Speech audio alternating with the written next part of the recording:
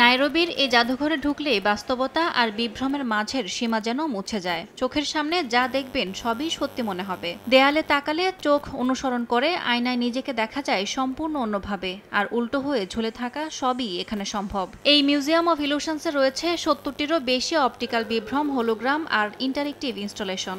তবে এই জাদুঘরের বিশেষত্ব আফ্রিকান ঐতিহ্যের গল্প আর স্থানীয় শিল্পীদের ছোঁয়া। এটি একটি আন্তর্জাতিক ফ্র্যাঞ্চাইজি, কিন্তু স্থানীয় ঐতিহ্য আর সংস্কৃতির সঙ্গে একে যুক্ত করার নতুন মাত্রা পেয়েছে। আরও আকর্ষণীয় রিভার্স রুম, যেখানে মনে হবে আপনি উল্টো ঝুলছেন। এটি কিউরেট করেছেন কেনিয়ার রাস্তায় জনপ্রিয় মাতাতু বাস আর্টের জনক মোহা গ্রাফিক্স। মাতাতু রুমে ঢুকলে বাস্তবতা যেন হারিয়ে যায়। উল্টো হয়ে ঝুলে থাকার এই বিভ্রম মুগ্ধ করছে দর্শকদের। কালার এক্সপার্ট, জর্জ স্যাপ এবং মাইল্ড অন হ্যান্ডস টেকনোলজি সমৃদ্ধ অরিক্স ক্রিস্টাল ওয়াশ আপনার লন্ড্রি এক্সপার্ট।